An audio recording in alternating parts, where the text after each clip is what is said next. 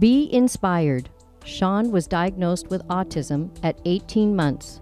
When it was discovered that he was also gluten and casein intolerant, he was placed on a biomedical diet. After trying a number of the mixes available, Grandma Debbie and her sister Kathy knew they could do better. Something just as healthy, but with improved taste and texture. Inspiration mixes are exactly that, and we'd like to share our delicious creations with you.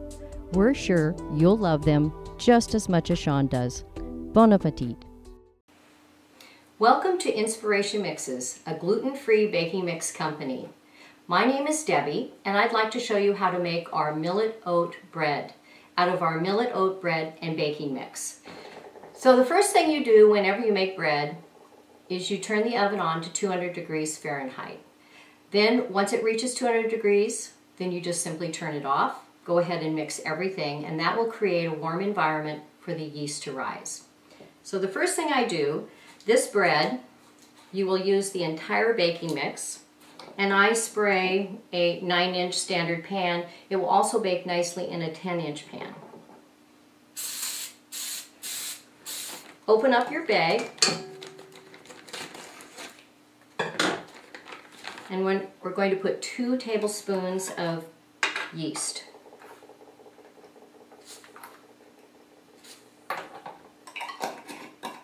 I like to also use an 1/8 of a teaspoon of ascorbic acid. Ascorbic acid will keep your bread fresh longer, plus it helps the yeast in the rise. And ascorbic acid is simply crushed vitamin C. You can find it at any store that carries vitamins. You just want to buy the powder. Now we're going to add 3 tablespoons of packed brown sugar. Just into the dry mix here. I have a wire whisk, and I just take it and kind of mix it in there a little bit so everything gets mixed in there pretty good.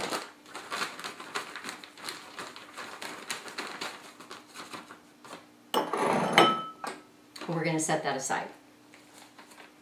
Now our wet ingredients is 3 whole eggs. We do have a vegan option. A 1/2 cup of applesauce with a teaspoon of baking soda, or you can use flaxseed or another type of egg replacer. 1 tablespoon of apple cider vinegar, and 1 tablespoon of blackstrap molasses, gluten-free. You can also use honey in this recipe. I make it either way. It depends on what I have on hand at the time, but the blackstrap molasses really tastes wonderful. It's a great flavor. And we're just going to mix it for a couple of seconds, and we'll be right back to add in the dry mix.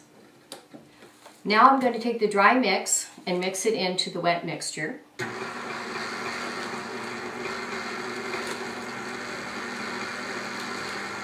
I want to wait till I get everything kind of wet.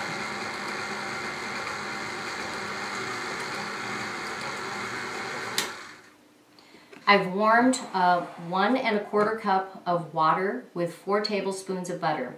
You can use margarine, you can also use oil. Now I'm going to add this, and I'm going to mix it for just a couple of minutes.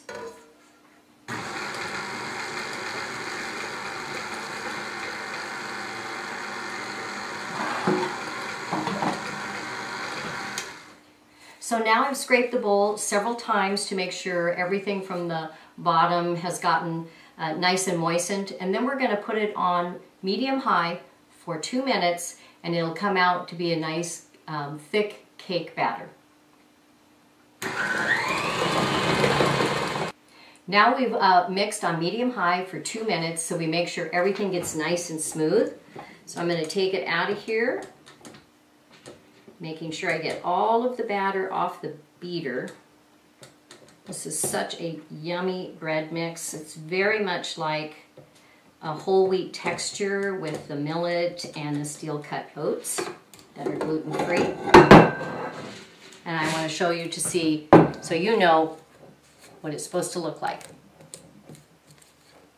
Can you see that? Okay. So that's what it looks like, a very thick cake batter. Now we're going to put it in our pan and do our magic trick to shape it. Now, as I mentioned before, this is a 9-inch bread pan, and this will also rise nicely if you have a 10-inch.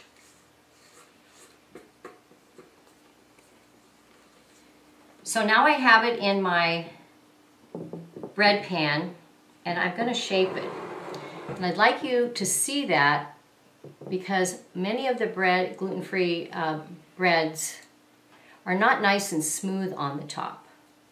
So I like it to shape it. This will hold its shape as it rises, and it comes out really nice with that peak. Just a small spatula, that's all I use. And there we go. Doesn't that look great? I preheated the oven to 200 degrees, turned it off, and now we're going to let it rise until it doubles, approximately 20 to 30 minutes, and we'll come back. We've proofed the millet oat bread for actually 40 minutes. Now what we're going to do is preheat the oven to 350, and we're going to bake it for about 25 to 30.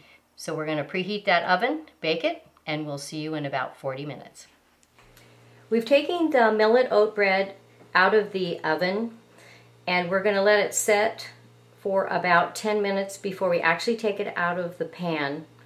Once we take it out of the pan, you'll want to let it cool probably a half hour to 45 minutes because it's still cooking, and you don't want to slice it too soon. I know it's irresistible because this bread is awesome, but it will make it so that it doesn't cook completely through in the middle. So 10 minutes in the pan, take it out, cool 30 to 45 minutes, and then we'll come back and have a wonderful slice of this millet oat gluten-free bread. So we've let the bread cool, so now we get to cut it and taste it. That smells so wonderful. I know you can't smell it like I can, but it's absolutely fantastic.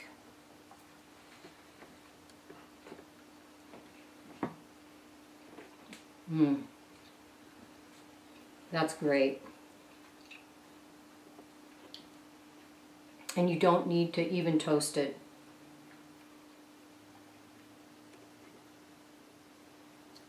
Make that peanut butter and jelly sandwich, tuna fish, toast it, put a little bit of jelly on it. It's wonderful, and it smells, it's so fragrant. This mix also makes an apple spice muffin. It's on the back of the box. It also makes gingerbread, which is on our website, and the most wonderful carrot cake.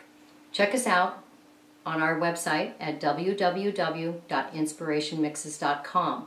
Store locations are listed there, as well as we sell our products on Amazon.com.